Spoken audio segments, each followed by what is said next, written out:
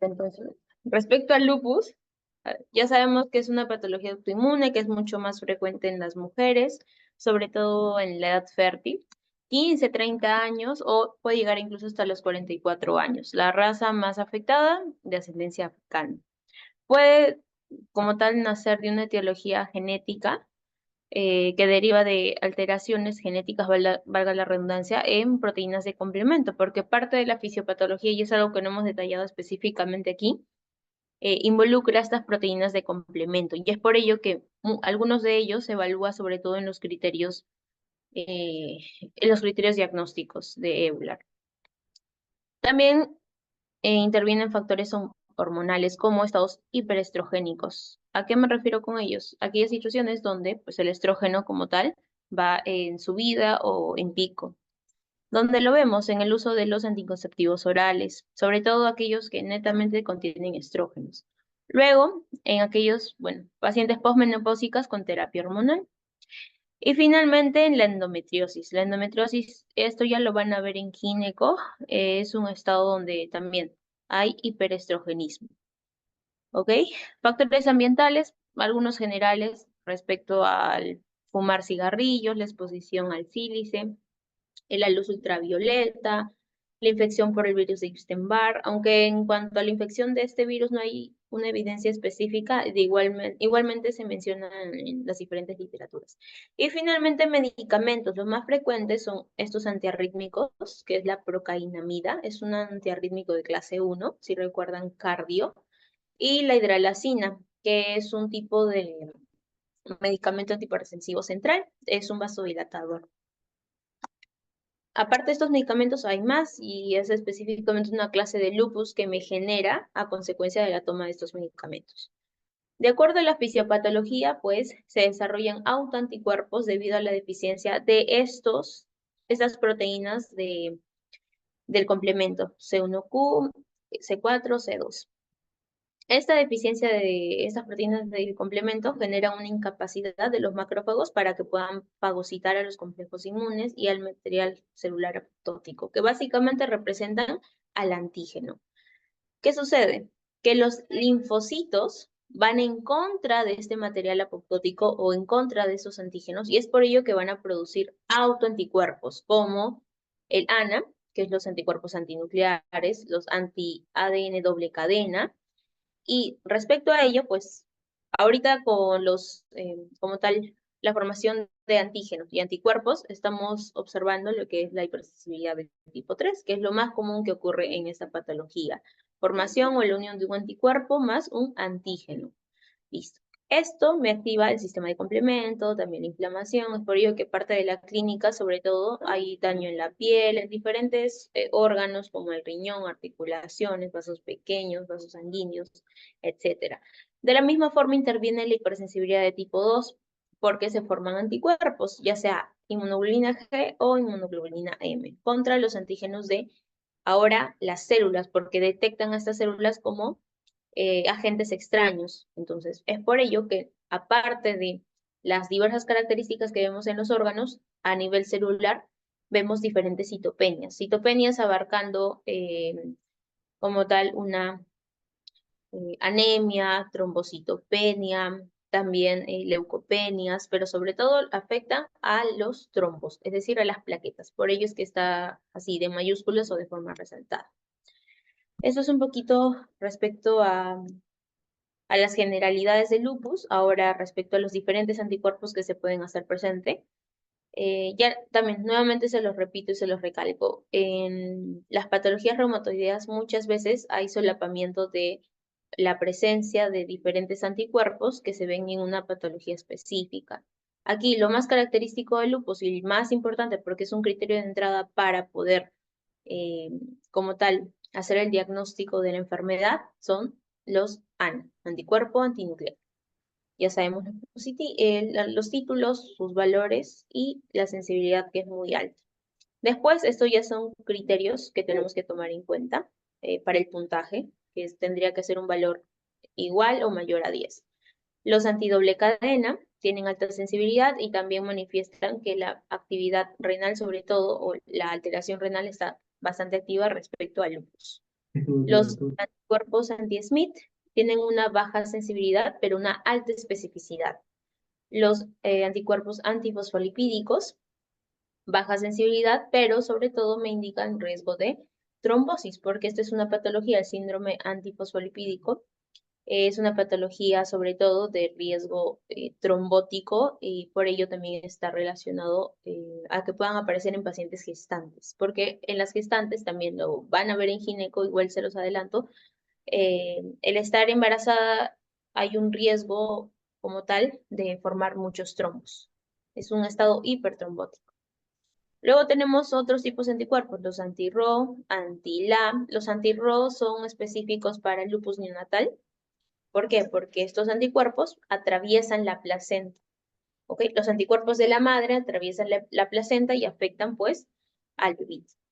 Otro, lupus cutáneo subagudo, ¿no? Que es diferente a lo que nosotros vimos de acuerdo al lupus cutáneo agudo. Agudo es cuando tenemos esta erupción malar en la mejilla.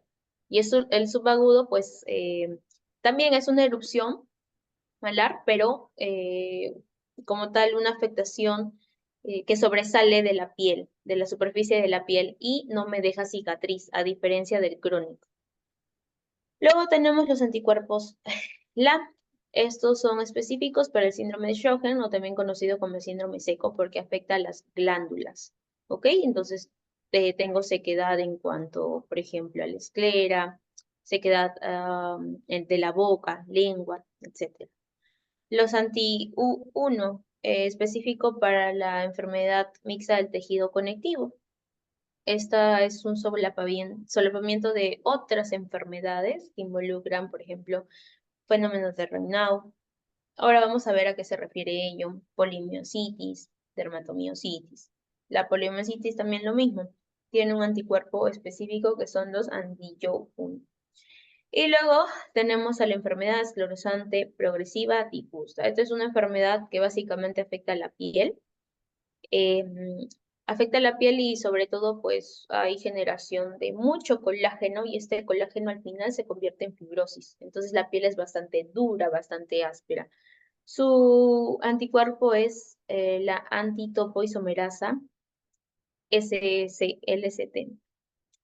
De los que ustedes tendrían que recordar en específico, es este de aquí, de lupus neonatal anti-Ro, de síndrome de Sjögren, ANA, y bueno, los demás que ya abarcan las patologías más específicas. De todas formas, ustedes lo van a poder ver en el desarrollo de las teorías que vamos a nosotros realizar. Me parece que el del síndrome antifosfolipídico lo dicta José, así que van a ver y van a entender el por qué les menciono que sobre todo hay mucho riesgo de trombosis ahí. Y es parte del diagnóstico incluso. Ahora sí, respecto a los síntomas. Ya. Lo que les había mencionado el día domingo es que la afectación sobre todo es musculoesquelética, pero abarcando las articulaciones y también la cutánea. De acuerdo a las articulaciones, hay una afectación muy específica, ¿ok? Que te puede hacer diferenciar de, como tal, una clínica de lupus sobre una clínica de artritis reumatoide. Aquí, por ejemplo, tenemos que obviamente hay artralgias, pero son poliarticulares. Eso quiere decir que van a afectar a más de 4 articulaciones. También son simétricas. Son migratorias, saltatorias. Si te afecta en una zona distal, puede afectarte en una zona proximal. No deformantes. Mi dedo está así. Si yo, por ejemplo, lo muevo, vuelve a su normalidad. Y esto se relaciona con la artropatía de Yagut. Hay una deformación específica que se denomina dedos en cuello de cisne y es específica de la artritis reumatoide. ¿Qué ocurre? Es algo parecido a esto, ¿ok? Igual lo vamos a ver, pero no lo puedo hacer porque no tengo artritis. Entonces, ¿qué es lo que ocurre? Que si yo lo muevo al estado normal de mi dedo, pues se va a poder realizar esta acción. Pero en la artritis no sucede esto porque la deformación es permanente. Entonces, la artropatía de Yagut es por ello que está presente aquí, en lupus, porque ante esta deformación en dedos en cuellos de cisne, pues vuelve a la normalidad. Y la última característica es que no es erosiva, eso quiere decir que no se enrojece. Claro, exacto, el lupus es irreversible. Perfecto. Ajá, irreversible. Ante cualquier deformación que ustedes ven, y si sobre todo van a ocurrir, miren, aquí dice, articulaciones metacarpofalángicas e interfalángicas proximales. Entonces, recuerden ellos, son las interfalángicas proximales. En cambio, cuando veamos artritis reumatoide, van a ser interfalángicas distales. También es una forma de que ustedes puedan ver, uno, dónde está la deformación, la ubicación, y otro, pues, si es deformante de manera permanente o como tal puede volver a la normalidad cuando yo muevo esta deformación. Aparte de ello, como parte del tratamiento, ya les había mencionado que es el glucocorticoide o son los glucocorticoides, hay un riesgo de que pueda aparecer una necrosis de cabeza de fémur. Es la zona tal vez más riesgosa o más susceptible ante el uso de estos glucocorticoides. Según lo neurológico, y aquí todo lo amarillito pueden leerlo respecto. Dime, Ángela. Sí, ya di. Entonces lo de cuello de cisne es que si vuelve a la normalidad es lupus. Exacto. A ver, Ah, no necesariamente una deformidad en cuello de cisne. Cuando hablamos de artropatía de Yacut, hablamos de esa deformación netamente específica. Pero si hablamos de otras deformaciones, no sé, por ejemplo, hay otra característica en artritis reumatoide que significa la desviación cubital. ¿Qué quiere decir? Que yo tengo mis dedos así, cubital, que es mi dedo meñique, ya que está así. Pero si yo lo muevo, vuelve a la normalidad. A eso se refiere cuando no es deformante. En cambio, en una artritis reumatoide, esa es su desviación característica, desviación cubital. Pero si yo le quiero mover, no se va a poder y se va a quedar en el mismo lugar. Eso quiere decir que hay una deformación permanente. Es la diferencia entre ellas. Y ejemplo de ello, la artropatía de Yagut, por eso lo menciono. Igual cuando hablemos de artritis reumatoide vamos a ver la imagen y para que ustedes también imaginen a qué me refiero cuando vuelvo a la normalidad o cuando no vuelvo a la normalidad. ¿Está bien? ¿Está bien, Ángela? sí, ya di, gracias. Dale, perfecto.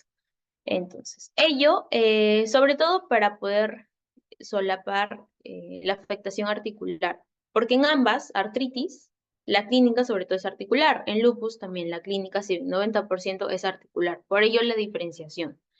Lo neurológico, como les mencionaba, lo amarillito es básicamente parte de la fisiopatología, de todas formas no es algo como tal eh, específico, sensible, es básicamente el de los diversos estudios que existen, pues tal vez el que se tiene de mayor consideración en cuanto a la afectación por lupus. Puede haber una afectación central, ya sea con convulsiones, periférica, con neuropatías, mono o neuropatías, o polineuropatías. Entonces pueden haber adormecimientos y sobre todo pues es un tipo de síntoma con alta sensibilidad. Pleuropulmonares también es parte de los criterios diagnósticos, pueden haber derrames ya sea pleural o también derrames pericárdico. Respecto a lo cutáneo, tres cosas que considerar y nuevamente les digo, lo amarillito es básicamente como es que cada síntoma o fisiopatológicamente o qué es lo que daña para que se pueda generar ese síntoma en este sistema. Lo agudo, la erupción malar que aparece en las mejillas y respeta las líneas nasogenianas, es decir, aquí, por ejemplo, yo no voy a ver este enrojecimiento, sino toda esta parte, o sea, la parte un poquito más lisa. Lupus cutáneo subagudo, específico para anti-RO. Aquí también nuevamente lo pueden ver. Entonces, es un sobrecrecimiento de la piel, también de una coloración eritematosa, pero es una eritema sobre todo alrededor de este hallazgo clínico y en el medio hay una zona un poquito o está más clara, a diferencia de lo que está en el borde. Otra característica importante es que no me van a dejar cicatrices. En cambio, en el lupus cutáneo crónico discoide, ya, se ve un poquito más, obviamente, irregular. De todas formas, nuevamente, son placas que sobresalen la piel y son aquellas que sí te van a dejar cicatriz. Otras características cutáneas, pero ya generales, son la alopecia, fotosensibilidad, el paciente se enrojece rápidamente al estar expuesto al sol, las telangiectasias, que son como arañitas vasculares, lívidos reticulares, que básicamente simulan lo mismo, y el fenómeno de Raynaud. Ya. El fenómeno de Raynaud es un tipo de patología en el que hay una susceptibilidad, sobre todo a un estado frío, un estado helado. Son tres fases, una es la blanca, donde tal vez la mano se vuelve pálida, otra es azul, y la siguiente, la tercera fase es una fase roja, y es la que claramente me manifiesta este fenómeno. Igual, de todas formas es algo que lo vamos a tocar. José es el que me parece que lo realiza o yo, no estoy muy segura. De todas formas, siempre vamos adelantando temas o vamos mencionando algunos términos para que tengan noción si es que lo escuchan en sus rotaciones. Este fenómeno, para poder evaluar como tal esta patología, utilizamos un test que se denomina test de Allen. También me parece eso lo han visto en cardio, incluso en neuro. Ya. Este tipo de test me va a evaluar como tal cómo está el flujo en mi organismo. Entonces, lo que utilizamos o lo que realizamos es, a ver si pueden ver la cámara, un puño. Vamos a palpar sobre todo la arteria radial y la arteria cubital, ¿ok? Con las dos manos. Obviamente lo tiene que hacer una persona externa, si ustedes mismos no. Cuando lo palpamos, y sentimos ambas arterias, vamos a apretar fuerte, obviamente que no genere dolor, pero sí vamos a hacer una presión fuerte con el objetivo de que cuando yo levante la mano, ¿sí? Quede totalmente pálida, sobre todo la palma de la mano. Al quedar pálida, vamos a nosotros soltar el dedo que está palpando la arteria cubital. Y nosotros tenemos que incluso esperar máximo 6, máximo 10 segundos a que esta palidez que supuestamente estaba en mi palma pueda ya pues volver a la coloración normal, que es una coloración rojiza, entre rosa y rojiza. ¿Ok? ¿Por qué? Y esto hace que este test de Allen sea negativo. ¿Qué ocurre cuando vuelve a mi coloración normal rojiza? Ah, eso quiere decir que el flujo sanguíneo está totalmente correcto en mi organismo. De lo contrario, por ejemplo, si yo nuevamente sigo palpando o generando una presión en la arteria radial y mi mano sigue muy pálida, eso quiere decir que el flujo como tal eh, de la arteria cubital, sobre todo de la arteria cubital, estaría alterado. Y lo mismo pasaría con la arteria radial. Entonces, eso es lo que te quiere decir el test de Allen. Y se utiliza mucho en esta entidad que es el fenómeno de Raynaud, porque ahí mismo lo que se evalúa también son los vasos sanguíneos, las arterias. Y es una forma bastante práctica y rápida de tu poder evaluar cómo es el flujo sanguíneo en tu organismo. Vamos a las cardíacas. Tenemos pericarditis, miocarditis, endocarditis de Lippmann-Sachs. Esto, bueno, endocarditis específicamente lo han visto en cardio, sobre todo de una etiología infecciosa.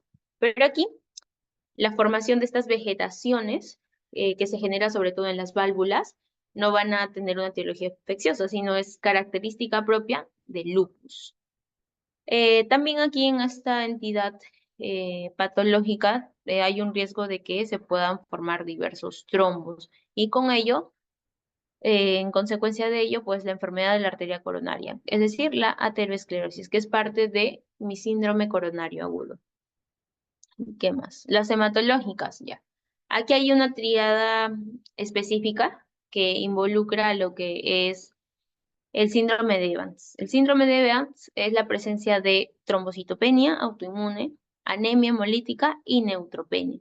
Entonces yo tengo que tener bajos niveles de, como tal, las plaquetas o los trombos y también de neutrófilos. Y respecto a la anemia hemolítica, los marcadores que me pueden indicar ello es cuando hay aumento de bilirrubina indirecta, LDH, sobre todo pues la elevación de estos marcadores, ¿ok?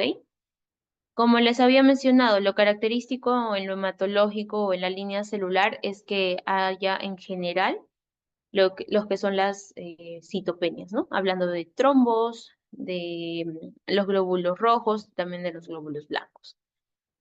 Y finalmente, las alteraciones renales, que es la manifestación clínica o el órgano más afectado. Algo que tienen que tener en concordancia es que las manifestaciones más tempranas o las complicaciones más tempranas aparecen sobre todo a nivel articular y cutáneo, y las más tardías aparecen a nivel renal. Incluso se menciona que el riesgo de mortalidad entre la afectación articular y cutánea se alarga mucho a diferencia de tener una afectación renal. Es decir, cuando ya aparece la alteración o clínica o proteinuria sobre todo, porque es así como aparece mi afectación al riñón, eso quiere decir que tengo un lapso de tiempo corto para obviamente dar asistencia al paciente y que no llegue pues a un término que sería la muerte.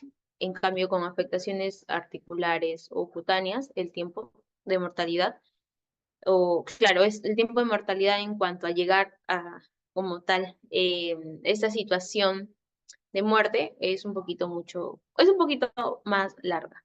Eso es lo que quiero que recuerden. Y respecto a las características, pues claramente también les mencionaba el día domingo, el nombre de cada clase de mi nefritis lúpica es característica según lo que yo veo en mi microscopía óptica. Es por ello el nombre o la denominación. Clínicamente, lo que a nosotros realmente nos interesa, uno es la presencia de proteínas en la orina y la hematuria. No necesariamente tiene que ser en un rango nefrótico, pero también clínicamente uno lo puede visualizar. Recordemos semiología de sexto ciclo, me parece, de medicina uno. ¿Cuándo es que yo sabía o reconocía que mi paciente tenía proteinuria? Bueno, cuando la orina, uno tenía la espuma al terminar de orinar. Y lo siguiente, que esa espuma durara al menos o permaneciera al menos durante más de un minuto. Porque si se reduce, y en la mayoría de casos a veces se confunden en cuanto a ello, orinan y ven espuma, pero esa espuma se desvanece en el momento. Eso no quiere decir proteinuria. La espuma tiene que permanecer al menos un minuto. A eso se denomina proteinuria. Y es algo más clínico que la evaluación pues ya con tu hallazgo laboratorial de proteínas en orina de 24 horas. Entonces, también recuerden mucho la semiología. Bueno, esto va obviamente intensificándose en cuanto a agravarse con cada clase. Clase 1, clase 2, clase 3, en cada uno de ellos pues aparece algo más, ¿no? En la clase 1 pues es asintomático. Clase 2, hematuria, proteinuria. Clase 3, hematuria, proteinuria. Y esta es la que puede llegar a rango nefrótico mayor o igual a 3.5 gramos en 24 horas de proteína en orina. Y también puede, como tal, complicarse una clase 4, que es lo más frecuente, una nefritis proliferativa difusa lúpica. Y es aquí donde aparecen productos de desecho, productos que realmente no deberían de aparecer a nivel sanguíneo, como urea, creatinina. Finalmente tenemos tanto a la clase 5 como a la clase 6. La clase 6 incluso se solapa con otra característica importante de daño renal, que es la enfermedad renal crónica terminal. Cuando hablamos ya del término terminal y se recuerdan nefro, habían 5 estadios según la tasa de filtrado glomerular acerca de... Uy, no quería... Ya, 5 estadios acerca de la enfermedad renal crónica, ¿ok? Cuando te hablan de terminal es porque ya estaba en el último estadio, que es un estadio G5. Este estadio G5, según tasa de filtrado glomerular, te indica que el paciente tiene una tasa de menos de 15 mililitros por minuto. Es en este término cuando te indican que es una enfermedad renal crónica terminal, la T de terminal. Cuando muchas veces el paciente pues requiere de una terapia de reemplazo renal, hemodiálisis, extirpar el propio riñón incluso, etc. Otras de las características a nivel digestivo, úlceras orales, ascitis, disfagia, vasculitis intersticiales, oculares, también neuritis óptica, bueno, lupus neonatal, que ahora lo vamos a ver. Y esto es de acuerdo al diagnóstico. Ya también lo hemos evaluado, cada uno de ellos, cada como tal clínica o cada sistema con la clínica. Lo importante es que recuerden siempre el criterio de entrada, que es ANA, los anticuerpos antinucleares, y al menos tiene que haber un criterio clínico de todos estos en la puntuación, que tendría que ser mayor, igual a 10 puntos, sumando criterios clínicos y sumando también criterios inmunológicos. Por eso es que también aquí parte de los criterios inmunológicos es medir las proteínas de complemento. C3, que te indica que la enfermedad está activa, y C4, pues ya vieron que interviene en parte de la fisiopatología del lupus. Estos son otros diagnósticos muy parecidos a los anteriores, pero son diagnósticos que aparecieron antes del 2019. Y muchas veces tus pacientes, cuando ya roten específicamente, o no sé si han visto tal vez algún paciente con diagnóstico de lupus, muchos de ellos vienen diagnosticados con estos criterios. Así que también hay que tomarlo en cuenta. Si ven o diferencian o comparan, no difiere mucho, solamente pues el no considerar un criterio de entrada, nada más. Estos son los diferentes tipos de lupus que existen. Ya, tenemos al medicamentoso, al de lupus gestacional o de gestación y al neonatal. El medicamentoso, aquí está, medicamentoso es por la inducción de diferentes medicamentos. Ya les había mencionado dos de ellos, que es el antiarrítmico de clase 1, que es la procainamida, y el vasodilatador, que es la hidralazina, que se utiliza a veces para hipertensión arterial y es un medicamento de acción central. ¿Qué características clínicas puede tener el paciente? Al menos tiene que tener durante una duración de un mes o más a un mes después del inicio de la medicación. Y aparecen muchas veces estos síntomas después de consumir, pues, durante este tiempo el medicamento. Puede haber fatiga, fiebre, pérdida de peso, a nivel musculoesquelético, mialgias, polartralgias, lesiones cutáneas como la propia erupción malar, serositis y a los anticuerpos que se relacionan específicos son los anticuerpos antinucleares y los anticuerpos antiestón. Son bastante sensibles en este caso para este tipo de lupus. Hay otros fármacos que también pueden generarme lo mismo, por ejemplo, metildopa, minociclina. Estos son inhibidores del factor de necrosis tumoral alfa, isoniazida, mira, eso es un antituberculoso, fenitoína, sulfamidas. Entonces, hay varios de ellos, hay que tomarlo en consideración. Luego, lupus gestacional. Ya, este es un tipo de lupus que sobre todo va a exacerbar la función renal y hematológica, es decir, van a aparecer características respecto a la alteración renal, como mi nefritis lúpica, y también lo hematológico, como las citopenias. También hay un riesgo de que, obviamente, si una paciente embarazada adquiere lupus, abortos, placenta previa y retardo de crecimiento intrauterino. Eh, Placenta previa y RCIU son términos que lo van a ver en gineco, sobre todo pues RCIU. Placenta previa es cuando, por ejemplo, la placenta, no sé si recuerda un poco de anatomía y lo relaciono mucho a embrio cuando veían pues el nacimiento de los diferentes órganos. Placenta previa es cuando, eh, a ver, vamos a dibujarlo acá. Listo. Esto de aquí. Estoy aquí. Y vamos a dibujarlo en macros para que puedan entender y se den una noción.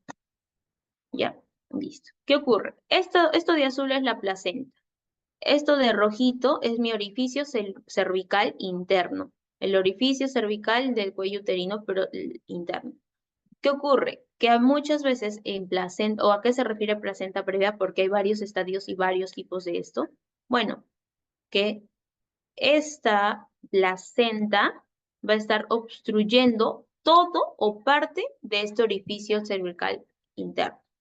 ¿Ok? A eso se refiere. ¿Y qué ocurre? Que sí, obviamente, está cerca del cuello uterino, es un riesgo de que el bebito obviamente pueda nacer antes de la semana que realmente debería de nacer. RCU, a ver, es retardo de crecimiento uterino, pero la definición específica va de acuerdo a los diferentes percentiles que nosotros vemos. Entonces, la definición concreta es cuando el bebito nace con un percentil menor a 3. ¿Ya? Ustedes todavía no han llevado pueri, ni han llevado poricultura, o me parece que ahora van a llevar poricultura. Entonces, ahí van a ver a qué se refiere con diferentes percentiles, o no. A ver, sí o no.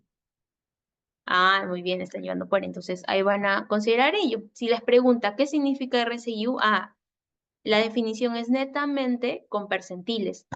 Menor a percentil 3. Listo. Porque hay otro término que es pequeño para la edad gestacional. Ya, este involucra otro tipo de percentil que es menor a percentil 10. Listo, ahí tienen ya dos términos que pueden utilizar para puericultura. Miren, se relaciona con reumatolupus. Luego, ya les mencioné que la gestación, el estar embarazada, ocurre como tal o es un estado trombótico. Listo. Y bueno, también es un riesgo de preeclampsia. La preeclampsia, bueno, hay diferentes tipos en la actualidad, varios, pero lo que deberían de saber es que ocurre en la semana o antes de la semana 20 de gestación y muchas veces puede ir acompañado de proteinuria o daño de órgano blanco, ¿ok?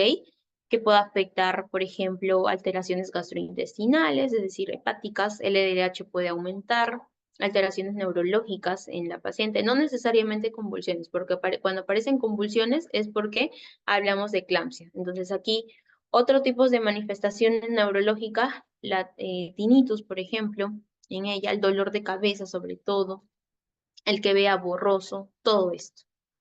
Listo, vamos con lupus neonatal. Ya, en lupus neonatal, nuevamente, los anticuerpos de la madre que ya tiene lupus pueden atravesar la placenta y claramente pues afectar al bebito, al niño.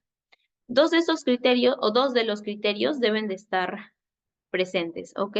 Para que tú puedas considerar un lupus neonatal. Entonces, medir los anticuerpos ya sea en la madre o en el niño, que anticuerpos anti-RO o anti-LA. Y que haya bloqueos, ejemplos, bloqueos auriculoventriculares, un lupus cutáneo subagudo y un compromiso hematológico, ejemplo, las citopenias, que es lo más frecuente. Un también compromiso hepático, que puede ser hepatitis, enzimas hepáticas elevadas. Clínicamente, que el bebito o el feto tenga o adquiera esta coloración amarillenta, pero obviamente que estas no tengan una etiología, una causa detectable o identificable. ¿Dónde? En el feto, en el recién nacido, ya les he mencionado. Entonces, esos anticuerpos pueden estar madre o niño, pero estas manifestaciones clínicas ya con afectación hepática, hematológica, cutánea o cardiovascular, netamente en el recién nacido. Listo.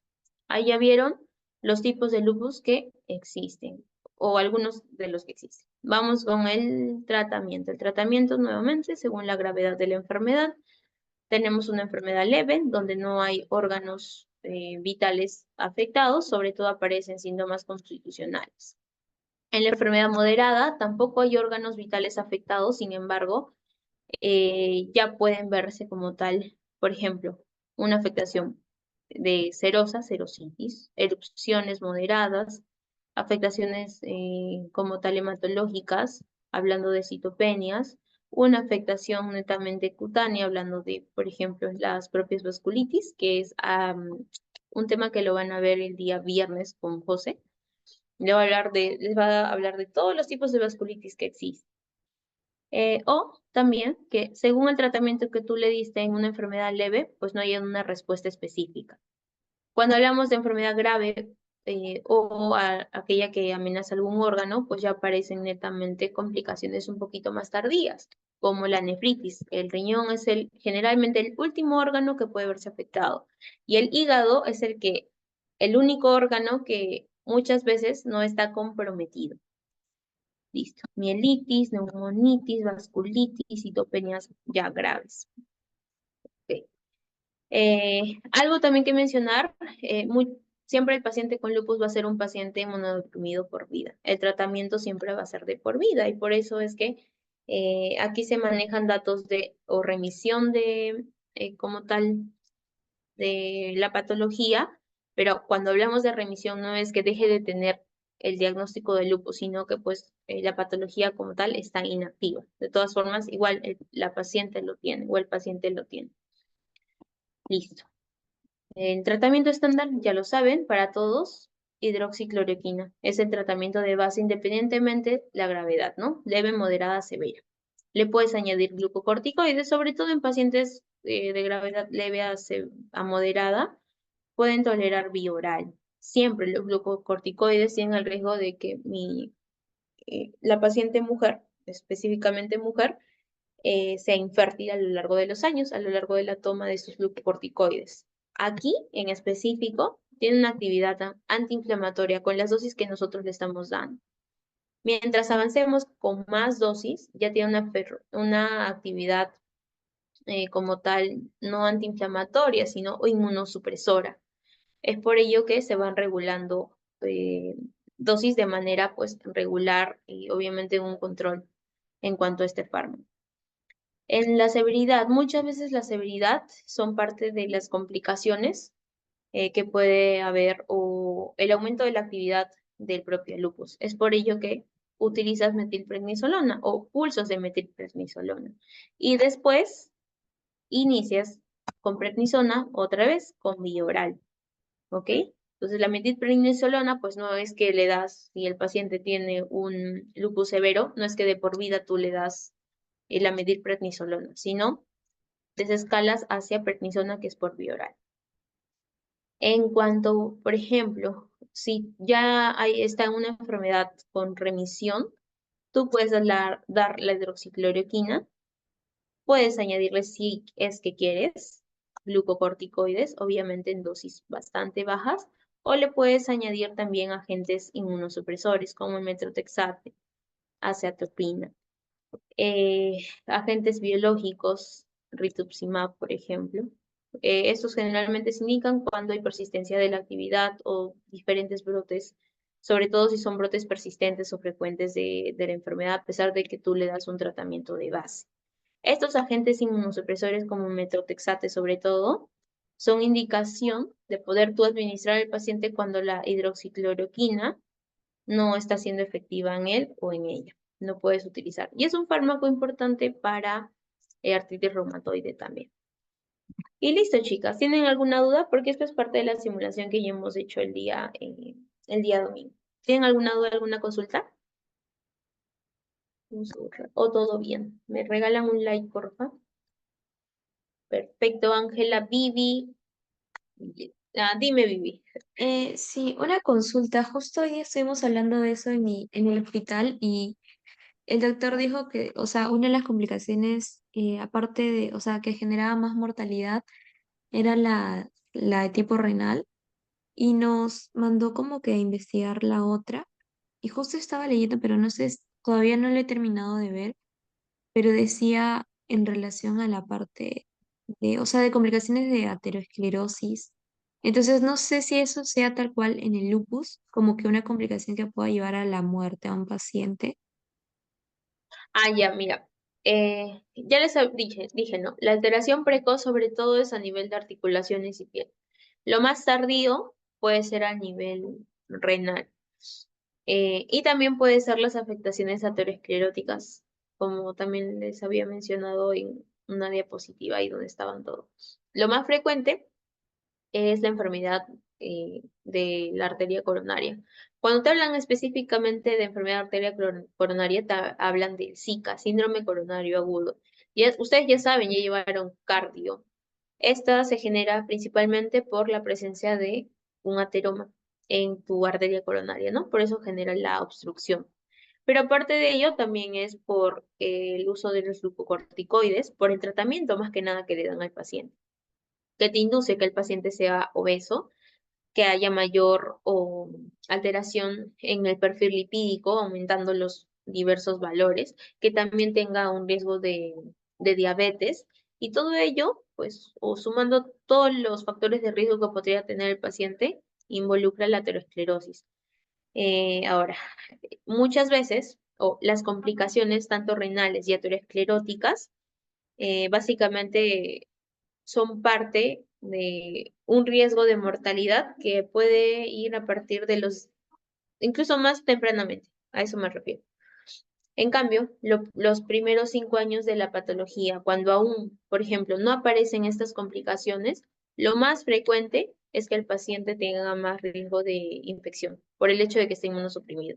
Entonces vamos a recapitular porque creo que les estoy confundiendo. Los primeros 5 años de la enfermedad, donde lo más general es que aparezcan alteraciones cutáneas y articulares, es que el paciente también pueda verse susceptible con la aparición de infecciones. Después de esos 5 años, lo más característico es que puedan haber complicaciones tanto en el riñón como una afectación netamente vascular, pero que esté relacionada a la aterosclerosis. A eso es lo que tal vez te quería hablar tu doctor, porque va a depender del tiempo, sobre todo del tiempo con el tratamiento. Mientras más tratamiento le das, obviamente, más susceptibilidad que puede adquirir diferentes factores de riesgo, como te menciono, la alteración lipídica, el hecho de la obesidad, a que sean el complemento para el desarrollo de tu enfermedad en la arteria coronaria. ¿Ok? ¿Se Ya, entendió? Judy, gracias. Sí. Listo, perfecto. Entonces, ya saben, primeros 5 años, complicaciones donde, sobre todo acerca de las infecciones. Y después de esos 5 años de tener la enfermedad, ya aparecen las complicaciones renales y las ateroscleróticas. Listo, entonces vamos a detener la grabación.